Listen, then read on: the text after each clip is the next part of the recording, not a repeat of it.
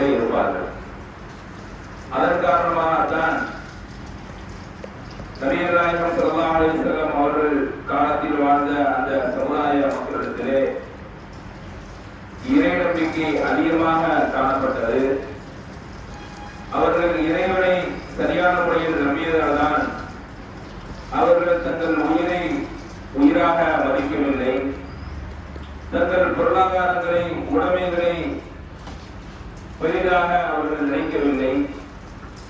எல்லாம் அல்லாஹ்விற்கே உரியது, நாங்கள் அல்லாஹ்விற்கே சொந்தமானவர்கள், அல்லாஹ்விற்கே அடுத்துதான் எல்லாமே என்கிற ஒரு அர்ப்பணிப்பு உணர்வோடு வாழ்ந்து வந்தார்கள். அந்த அடிப்படையில் தான் நாம் செவியேற்கக்கூடிய ஒவ்வொரு வார ஜுமாவினுடைய பயான்களும் நம்மை அதில் செலுத்த வேண்டும்.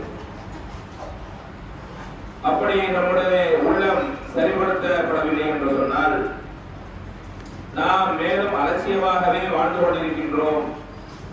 ஏதோ கடமைக்கு இந்த ஜுமாவிற்கு வருகின்றோம், சிறிது நேரம் இந்த உரைகளை கேட்கின்றோம், ஒரு காதில் வாங்கி மறு காதில் விடுவது போன்று நமது வாழ்க்கை அமைந்து விட்டது என்று சொன்னால் நம்மை விட ஒரு துர்பாக்கியசாலி இந்த உலகத்தில் வேறு எவருமே இருக்க முடியாது. ஏனென்று சொன்னால் அல்லாஹ் ரப்பல் ஆலமீன் இந்த மனிதனை படைத்ததுடைய நோக்கத்தை பற்றி திருக்குர்ஆனில் சொல்லும் பொழுது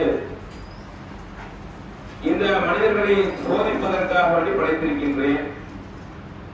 அவன் நல்ல முறையில் வாழ்ந்துவிட்டு ஓ இறைக்கல் வசீர், என்னிடத்தில் அவன் திரும்பக்கூடியவனாக இருக்கின்றான்.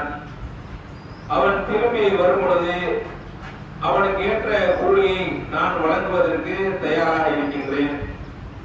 எனவே இந்த மனிதன் தனது வாழ்க்கையை சிந்தித்து கழிக்க வேண்டும் என்று அல்லாஹ் ரப்பல் ஆலமீன் சொல்லியிருக்கின்றார். இப்படி சொல்லக்கூடிய அந்த நேரத்தில் அல்லாஹ் சில மனிதர்களுக்கு, சில சமுதாய மக்களுக்கு சில விதமான கடமைகளை அவர்களுக்கு வழங்கியிருந்தார். உதாரணமாக ஆது கூட்டத்தார்கள், சமூக கூட்டத்தார்கள், மூசா நபி அலைஹிஸ்ஸலாத்து வஸலாம் அவர்கள் சமுதாயத்தார்கள், இவர்களுக்கெல்லாம் எது போன்ற கட்டளைகள் இருந்தது என்று சொன்னால் அவர்களுக்கு ஏவப்பட்ட அந்த காரியங்களை மட்டும் அவர்கள் செய்துவிட வேண்டும். மற்றபடி மக்களை நல்வழிப்படுத்தக்கூடிய காரியங்கள் அவர்கள் மீது கடமையாக இல்லை. நன்மையை ஏவி தீமையை தடுக்கக்கூடிய கடமை அவர்களுக்கு இல்லை. ஆனால் விதிவிலக்காக முஹம்மது நபி ஸல்லல்லாஹு அலைஹி வஸல்லம் அவர்களுடைய உம்மத்தாகிய நமக்கு மட்டும் அல்லாஹ் நபிமார்களுக்கு என்ன ஒரு வேலையை வழங்கினானோ அந்த வேலையை நமக்கு வழங்கி இருக்கின்றான். நபிமார்களுடைய வேலை என்ன என்று சொன்னால் மக்களுக்கு நன்மையை ஏவுவார்கள், தீமையை தடுப்பார்கள். அதுதான் அவர்களது பிரதானமான வேலையாக இருந்தது. எந்த அளவிற்கு என்று சொன்னால் நூஹ் நபி அலைஹிஸ்ஸலாத்து வஸலாம் அவர்களுக்கு 950 ஆண்டு காலம் அவர்கள் இந்த ஏகத்துவ பிரச்சாரத்தை செய்திருக்கிறார்கள். ஆனால் இந்த 950 ஆண்டு காலத்தில் அவர்கள் ஒரு நாள் கூட துவண்டு போகவில்லை, எரிச்சல் படவில்லை, நிராசை அடையவில்லை. ஆனால் கடைசியாக அல்லாஹ் அவர்களுக்கு அறிவித்த அறிவிப்பின் பிரகாரம், அல்லாஹ் அவர்களுக்கு ஏவியதின் பிரகாரம் அவர்கள் தனது தஅவா பணியை முடித்துக் கொண்டார்கள். ஆனால் அதற்கு பின்பாக வந்த எந்த நபிமார்களும் தங்களது தஅவா பணியை நிறுத்திக் கொள்ளவில்லை. அந்த சமுதாய மக்களுக்கு அந்த கடமை இல்லை. ஆனால் நமக்கு அந்த கடமையை நபிகள் நாயகம் ஸல்லல்லாஹு அலைஹி வஸல்லம் அவர்கள் வழங்கி இருக்கின்றார்கள்.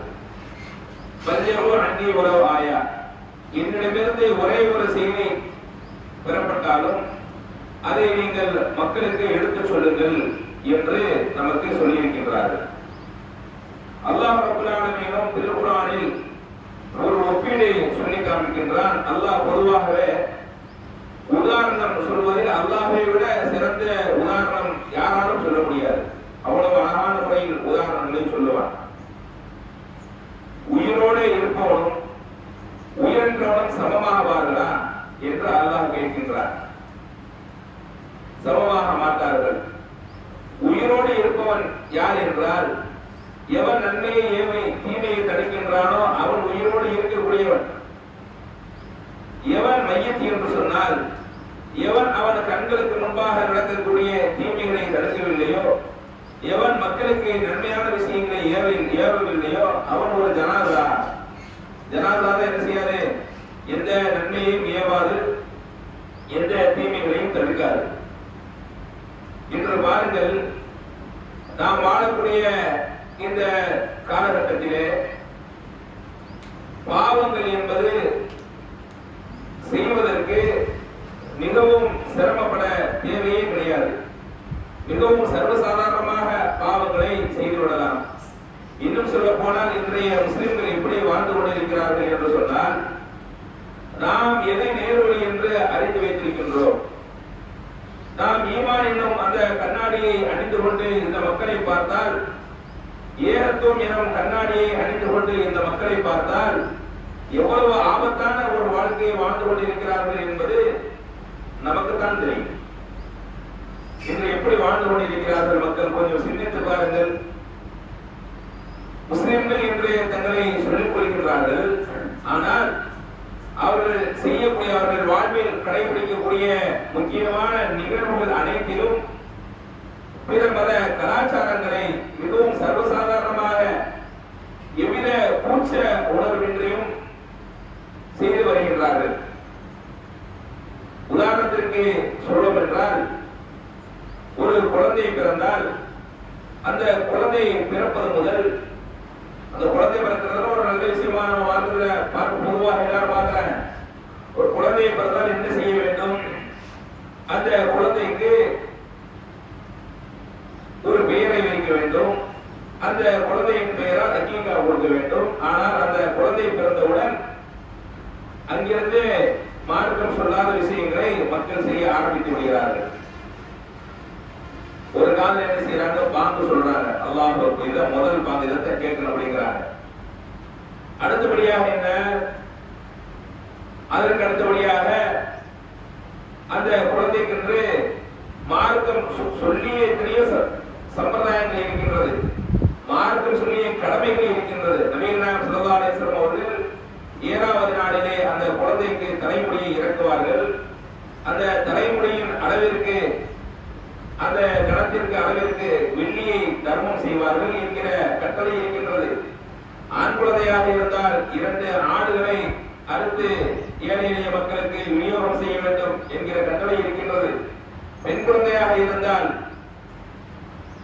அவர்களுக்கு ஒரு ஆடை அறுத்து விநியோகம் செய்ய வேண்டும் என்ற கட்டளை இருக்கின்றது. ஆனால் மக்கள் அதையெல்லாம் விட்டுவிட்டு பிற மத மக்கள் குழந்தை பிறந்தால் என்னென்ன செய்வார்களோ அதை கடைபிடித்துக் கொண்டிருக்கின்றார்கள். அதே நேரம் பெண் குழந்தையாக இருந்தால் அவர்கள் அந்த பூப்பெய்திய காலம், அது போன்ற காலங்கள் வந்துவிட்டால் பிற மதத்தில் உள்ள மக்கள் அதற்கு ஒரு விழாவாக எடுப்பார்கள். அனைவரிடத்திலும் போய் சொல்லுவார்கள், அதற்கு மொய் செய்வார்கள். இது போன்ற ஒரு வழிகாட்டுதல் இஸ்லாத்தில் இல்லை. ஆனால் நமது சமுதாய மக்கள் அதை சாதாரணமாக செய்து கொண்டிருக்கிறார்கள். இதெல்லாம் எங்கிருந்து இவர்கள் எடுத்தார்கள்? இந்த மார்க்கத்தில் இருக்கிறதா? கிடையவே கிடையாது. அல்லாஹும் அல்லாஹுடைய தூதரும் சொல்லி இந்த மார்க்கத்தில் இது அப்பட்டமான பிற மத கலாச்சாரங்களை நமது மக்கள் பின்பற்றிக் கொண்டிருக்கின்றார்கள். அடுத்தபடியாக என்ன? அடுத்தபடியாக திருமணம். இந்த திருமண விஷயங்களில் எப்படி நடந்து கொண்டிருக்கிறார்கள்? பிறமத திருமண சடங்குகள் எப்படியெல்லாம் நடக்குமோ அப்படியே இதையும் மாறாமல், இதையும் மாற்றாமல் காப்பி எடுத்து அப்படியே நடந்து கொண்டிருக்கிறார்கள். அங்கு கொட்டடிப்பார்கள் என்றால் இங்கும் கொட்டடிக்கிறார்கள். அங்கு குதிரை ஊர்வலம் என்றால் இங்கும் குதிரை வைத்து ஊர்வலம் நடத்துகின்றார்கள். அங்கு மீன்வரையும் செய்கின்றார்கள் என்றால் இங்கும் அதிகமான மீன்வரையும் செய்கின்றார்கள். தங்களது பொருளாதார பலத்தை காமிக்க வேண்டும் என்று சொன்னால் இங்கும் பொருளாதார பலத்தை அவர்கள் காண்பிக்கின்றார்கள். அதே போன்று திருமண நிகழ்வுக்கு முன்பாக மருதாணி வைக்க வேண்டும் என்கிற ஒரு நிகழ்வை நடத்துகின்றார்கள். திருமணத்திற்கு பின்பு திருமண நேரத்தில் ஆரத்தி இருக்கின்றார்கள். இது போன்ற விஷயங்களை, மார்க்கம் சொல்லாத விஷயங்களை நபிகள் நாயகம் ஸல்லல்லாஹு அலைஹி வஸல்லம் அவர்கள் அன்னிகாஹ் மின் சுன்னதி, திருமணம் என்பது எனது வழிமுறையாகும். ஃபமன் ரகிப அன் சுன்னதி, எவன் எனது வழிமுறையை புறக்கணிக்கின்றானோ ஃபலைஸ மின்னி, அவன் என்னை சார்ந்தவன் இல்லை என்று ரசூல் ஸல்லல்லாஹு அலைஹி வஸல்லம் சொல்றாங்க. ஆனால் இன்று நடக்கக்கூடிய அனைத்து திருமணங்களிலும் நபிகள் நாயகம் ஸல்லல்லாஹு அலைஹி வஸல்லம் அவர்களது அந்த பழக்க வழக்கங்கள் அனைத்தும் மீறப்படுகின்றன. எக்கச்சக்கமான விதிமீறல்கள் செய்யப்படுகின்றன. இப்படியே இது செய்யக்கூடிய இந்த கலாச்சாரம் எல்லாம் நாளுக்கு நாள் அதிகரித்துக் கொண்டே போகின்றது. இதை முஸ்லிம்களுடைய திருமணம் தானா என்று இன்னும் அளவிற்கு எவ்வளவு மீன்வரையும் செய்யப்படுகின்றது. விடிவெளிக்கின்றார்கள், மக்களுக்கு இடையூறு தரும் வகையிலே விடிவெளிக்கின்றார்கள். மீன்வரையும் எக்கச்சக்கமான அல்லாஹ் ரப்பல் ஆலமீன் திருக்குர்ஆனில் சொல்லி காட்டுகின்றான். குழு உண்ணுங்கள், ஒஷரபோ பருகுங்கள், ஒலா துஸ்ரிஃபு, நீங்கள் மீன்வரையும் செய்யாதீர்கள் என்ற உலகத்துல பாருங்க. நாம் 3 வேளை உணவுகளை சாப்பிட்டு கொண்டிருக்கின்றோம். ஆனால் ஒரு கணக்கெடுப்பு இருக்கின்றது. இந்த உலகத்தில் 200 கோடி பேர் இருக்கிறார்கள் என்று சொன்னால் அதில் 500 கோடி மக்கள் 2 வேளை உணவுதான் சாப்பிடுகின்றார்கள். அதே போன்று ஒருவேளை மட்டும் சாப்பிடக்கூடிய மக்கள் 11 கோடி பேர் இருக்கின்றார்கள்.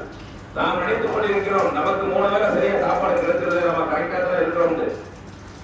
எவ்வளவு மக்கள் பொருளாதாரம் இல்லாமல் சிரமப்பட்டுக் கொண்டிருக்கின்றார்கள்.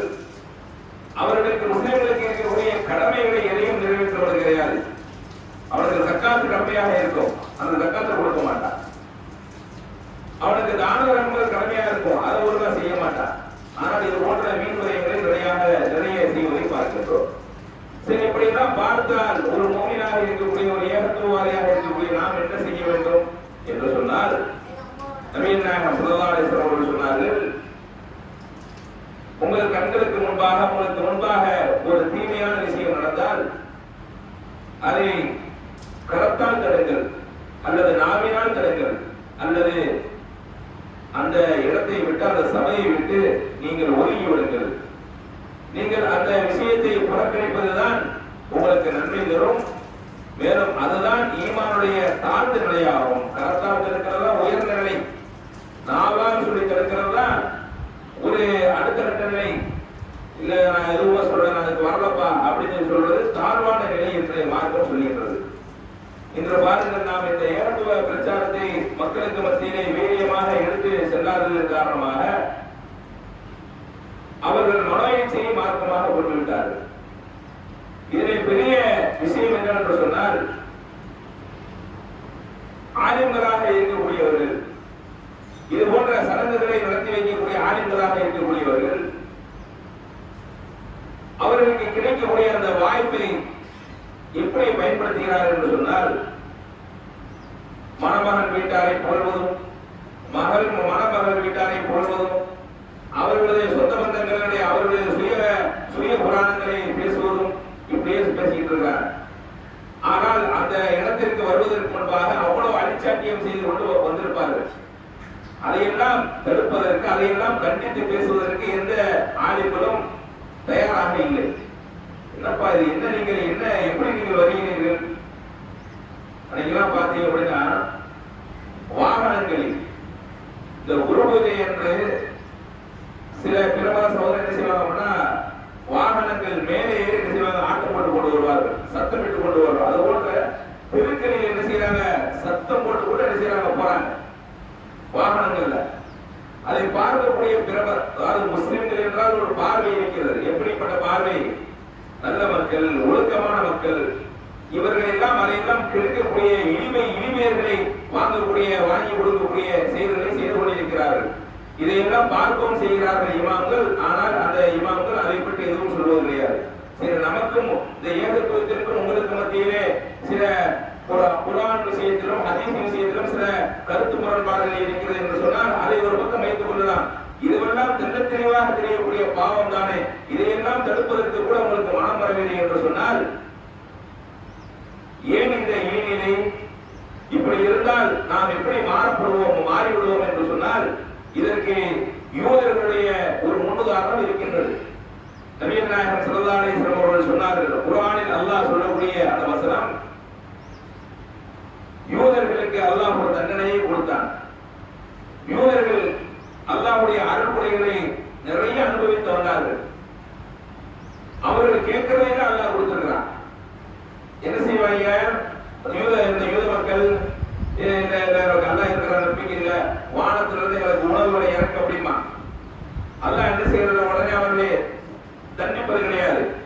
அப்படியா, நீ என்னை நம்ப வேண்டும் என்று சொன்னால் வானிலிருந்து உனக்கு உணவு வேண்டுமா, இந்த வாங்கிக்க அப்படின்னு சொல்லி மண்ணு செல்வாவை இறக்குவான். ஈசா நபிட்ட போய் என்ன செய்வாங்க, எங்களுக்கு நீங்க அற்புதம் செஞ்சு காமிக்கணும், இறந்தவரை நீங்க உயிர்ப்பிச்சு காமிக்கணும், குஷ்டரோகியை நீங்கள் குணப்படுத்தி காமிக்கணும், இப்படி நடக்காத காரியங்களை எல்லாம் செய்ய சொல்வார்கள். அதையெல்லாம் அல்லாஹ் ரப்பல் ஆலமீன் தனது நாட்டப்படி அதை செய்து காண்பிப்பான். இதையெல்லாம் அனுபவித்துக் கொண்டு இருந்த அந்த மக்கள் மேலும் என்ன செய்யறாங்க, அல்லாஹ்விற்கு மாறு செய்கின்றார்கள். அப்பதான் அல்லாஹ் என்ன செய்யறான், அவர்களை தண்டிப்பதற்கு நாடுகின்றார். உனக்கு இதுவரைக்கும் நான் பெருசா எந்த தண்டனையை கொடுக்கல, ஆனா இப்போ உனக்கு ஒரு தண்டனை கொடுக்க போறேன். என்ன அப்படின்னா, நீ மீன் பிடிக்கக்கூடிய வியாபாரம் செய்து கொண்டிருக்கின்றாய், தொழில் செய்து கொண்டிருக்கின்றாய். சனிக்கிழமை அன்று மட்டும் நீ மீன் பிடிப்பதற்கு கடலுக்கு செல்லக்கூடாது என்று அல்லாஹ் ஒரு கட்டளை போடுகின்றார். இவர்கள் கேட்பார்களா? அல்லாஹ் சொல்லியது மட்டுமல்லாமல் அந்த சனிக்கிழமை அன்று மட்டும் மீன்களை அதிகமாக கடலில் தென்பட செய்கின்றார். பார்த்தால் பிடிப்பதற்கு ஆசையாக இருக்கும், அப்படியான ஒரு சூழலை அந்த இடத்தில் உருவாக்குகின்றான். இவர்களுக்கு மனம் கேட்கவில்லை. என்னதான் நடக்குதுன்னு பார்ப்போம் அப்படின்னு சொல்லி மீன் பிடிக்க அவங்க போறாங்க. அப்ப இங்க இரண்டு சமுதாய மக்கள் இருக்கிறாங்க. ஒருத்தவங்க யாரு அப்படின்னா, நன்மையை தீமையை தடுக்கக்கூடிய மக்கள். அவங்க போய் அந்த மக்கள்கிட்ட போய் சொல்றாங்க, ஏப்பா அல்லாஹ் அவங்களுக்கு தடை விதித்திருக்கிறானே, ஏன் நீங்க அந்த யூதர்களிலேயே அந்த யூதர் சமுதாய மக்களிலேயே இருக்கிறாங்க, அவர்கள் யூதர்களாக இருந்தாலும் அவர்கள் முஸ்லிம்கள் தான். அப்பொழுது அல்லாஹ் உங்களுக்கு இப்படியான ஒரு கட்டளையை போட்டிருக்கின்றானே, ஏன் நீங்க இந்த காரியத்தை பண்றீங்க அப்படின்னு கேட்கிறாங்க. அதை அவர்கள் செவிமடுக்கவில்லை. அந்த யூதர்களே இன்னொரு பிரிவு மக்கள் என்ன சொல்றாங்க, இதையெல்லாம் நீ இவர்கிட்ட சொல்லிட்டு இருக்கிற, இவங்க சொன்ன கேட்கவா போறாங்க, அதனால இவனுக்கு சொல்லாத அப்படின்னு என்ன செய்யறான். இன்னொரு சமுதாயம், இன்னொரு கூட்டத்தார் யூதர்களே இருக்கக்கூடிய இன்னொரு பிரிவினர் தடுக்கிறாங்க. அப்ப அல்லாஹ் என்ன செய்யறான், கடைசியில எவன் அந்த வரம்பு வரக்கூடிய அந்த பாவத்தை செய்தான அவனையும், எவன் இவனுக்கு சப்போர்ட் பண்ணானோ, ஏன் இவனுக்கு நீ நன்மை ஏவி தீமை தடுக்கிற அப்படின்னு சொல்லி அதை மட்டுப்படுத்தினானோ அவனையும் அல்லாஹ் குரங்குகளாகவும் பன்றிகளாகவும் மாற்றினான், மாற்றி அழித்தான் என்று திருக்குர்ஆன் வரலாறு சொல்லுகின்றது. அப்படிப்பட்ட ஒரு நிலை நமக்கு வேண்டுமா? நாம் பாவங்களை கண்டும் காணாமல் இருந்தால், சமுதாய மக்களிடத்தில் நடக்கக்கூடிய அவலங்களை கண்டும் காணாமல் வாய்மொழி இருந்தோம் என்று சொன்னால், நாளை நமது வீட்டிலும் அதை நடைபெறும். நாம் கூட அப்படி மாறி போய்விடுவோம். நன்றாக சிந்தித்து பாருங்கள். நாம் நன்மையை தீமையை இருக்கக்கூடிய காலம் மட்டும்தான் ஓரளவு நம்மையும் பாதுகாத்துக் கொள்ளலாம். நீங்க நம்ம பேசாம மட்டும் இருந்தோம் என்று சொன்னால் அதை நார்மலைஸ் ஆயிடுவோம். இதெல்லாம் சாதாரணம், இதெல்லாம் இப்ப யார் இதெல்லாம் பாக்குறா, இதெல்லாம் இப்ப ஒரு பெரிய விஷயமே இல்லை. அந்த காலத்துல ஒரு பெரிய விஷயமா இருந்தது, இப்ப பெரிய விஷயமே இல்லை. இப்ப சொல்றாங்களா இல்லையா, அரைகுறை ஆடை அணியிறாங்க பெண்கள், பசங்க தாந்தோண்டித்தனமா தெரிகிறாங்க, நைட்டு வீட்டுக்கு சரியான முறையில் வர்றது கிடையாது. ஒரு நேரத்தில் இரவு தாமதமாக வீட்டுக்கு வந்தா என்ன செய்வாங்க, பெற்றோர்கள் வன்மையாக அந்த பிள்ளைகளுக்கு தண்டனை கொடுப்பார்கள். வீட்டுக்குள்ளேயே அலோடு கூட பண்ண மாட்டாங்க. இப்ப என்ன செய்யறாங்க, பிள்ளைகள் வருவதற்கு தனியாக அவங்களுக்கு ஒரு ரூம் கொடுத்துறாங்க. நீங்க எத்தனை மணிக்கு வா, எத்தனை மணிக்கு போ, எங்க டிஸ்டர்ப் பண்ண அப்படின்னு அவங்க தனியா ஒதுங்கிடுறாங்க. அப்ப என்ன, அதை நார்மலைஸ் பண்ணி விட்டுறாங்களா? அவன் என்ன செய்கின்றான், மனைவி செய்தி பின்பற்றி அவன் தவறான வழிகளுக்கு சென்று விடுகின்றான். அவன் வீட்டில் இருக்கிறானா இல்லையா என்று கூட தெரியவில்லை. அதனால் ஏகப்பட்ட சம்பவங்கள், ஏகப்பட்ட எதிர்பாராத விஷயங்கள் நடக்கிறதா இல்லையா? அப்ப இப்படித்தான் என்ன செய்யும், நாம் நன்மையை தீமையை தடுக்காவிட்டால் பாவங்கள் அதிகமாகி இந்த சமுதாயம் சீரழிந்துவிடும். எனவே நன்மையை தீமையை தடுக்கக்கூடிய நல்ல சமுதாய மக்களாக அல்லாஹ் ரப்பல் ஆலமீன் நம் அனைவரையும் ஆக்கி அருள வேண்டும் என்று கூறி இந்த முதல்வரை நிறைவு செய்கின்றேன்.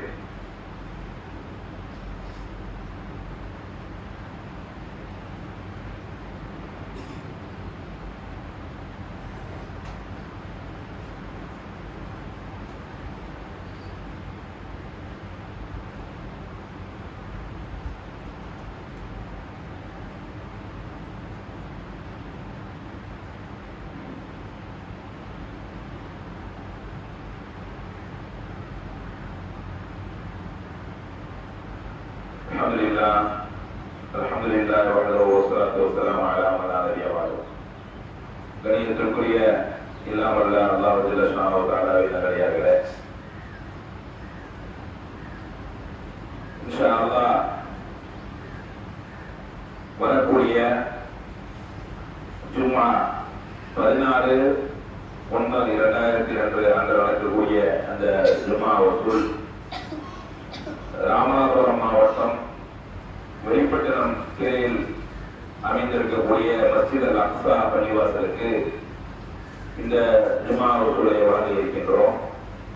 எனவே அனைவரும் தவறாது தங்களது பொருளாதாரங்களை நிரந்தர நன்மையை பெற்றுத்தரக்கூடிய சதக்கத்துல் ஜாரியா எனும் நன்மையை பெற்றுத்தரக்கூடிய இந்த தர்மத்தை தாராளமாக வாரி வழங்க வேண்டும் என்று கேட்டுக்கொள்கின்றோம். அதே போன்று இன்ஷா அல்லாஹ் 25/1/2026 அன்று நமது ஜமாத்துடைய 25வது மாநில பொதுக்குழு நடைபெற இருக்கின்றது.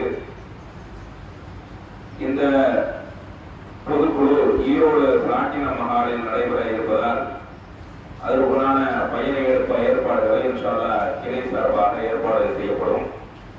மேலும் உறுப்பினர் அட்டை இல்லாதவர்கள் உடனடியாக புதிய உறுப்பினர் அடையாள அட்டையை பெறுவதற்குண்டான அந்த முயற்சிகளை கிளை நிர்வாகத்தை அணுகி பெற்றுக்கொள்வதை கேட்டுக்கொள்கின்றோம். அல்லாஹ் ரப்பல் ஆலமீன் நன்மை மற்றும் இறையச்சமான காரியங்களில் நம் அனைவரையும் ஒன்றிணைப்பானாக என்று கூறி இந்த ஜும்மாவை நிறைவு செய்கின்றோம். அல்ஹம்துலில்லாஹி ரப்பில் ஆலமீன்.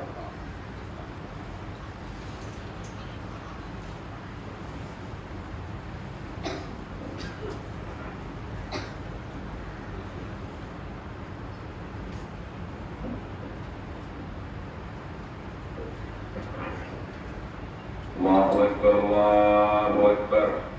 அஷ்ஹது அல்லா இலாஹா இல்லல்லாஹ், அஷ்ஹது அன்ன முஹம்மதர் ரசூலுல்லாஹ். ஹய்ய அலஸ் ஸலாத், ஹய்ய அலல் ஃபலாஹ், قد قامت الصلاة قد قامت الصلاة. الله أكبر الله أكبر، لا إله إلا الله.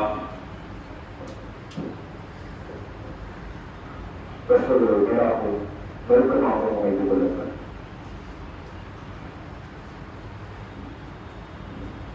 அல்லாஹு அக்பர்.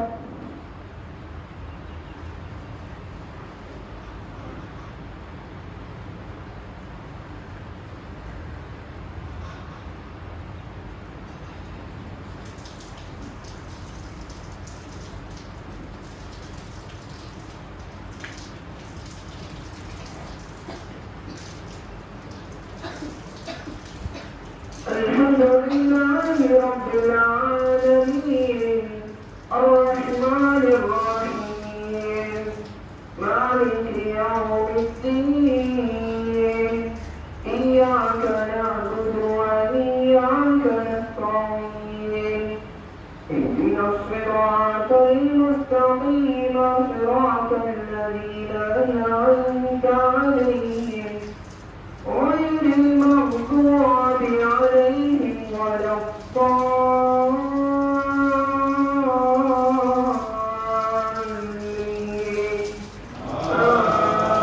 Amin.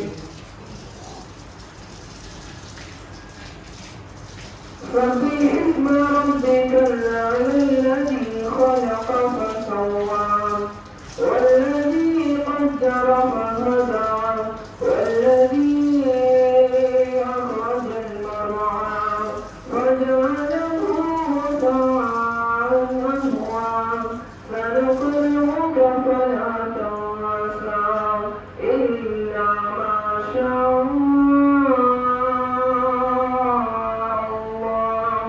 إنه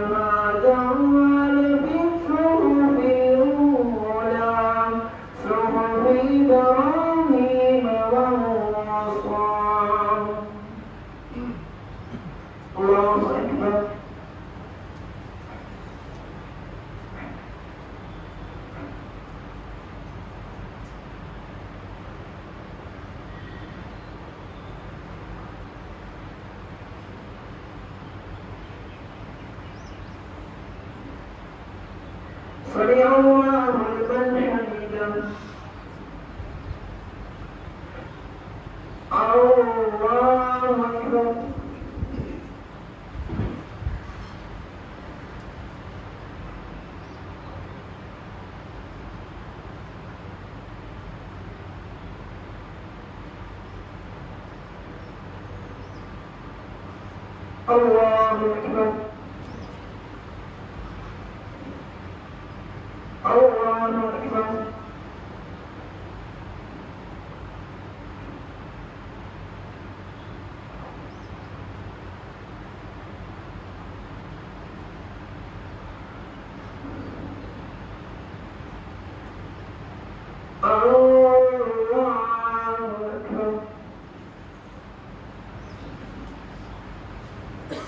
الحمد لله رب العالمين الرحمن الرحيم مالك يوم الدين إياك نعبد وإياك نستعين اهدنا الصراط المستقيم صراط الذين أنعمت عليهم غير المغضوب عليهم ولا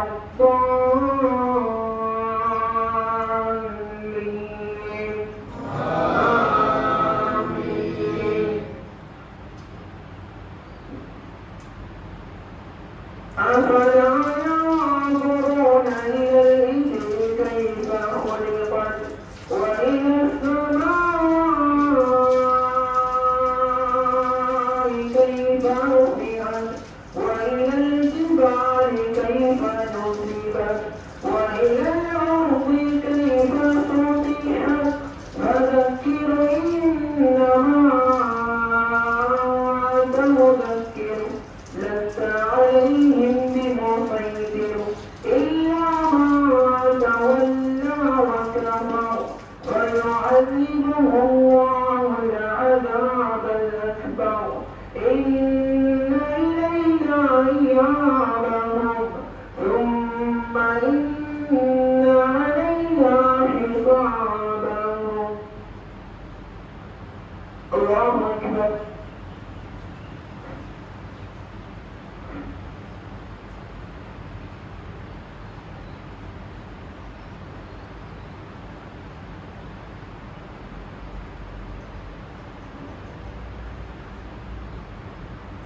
سمع الله لمن حمده الله أكبر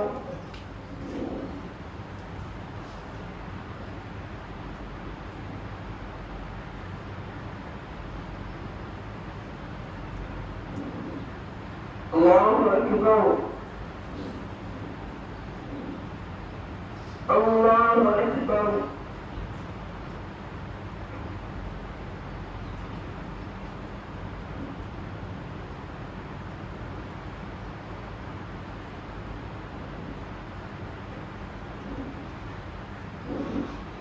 الله أكبر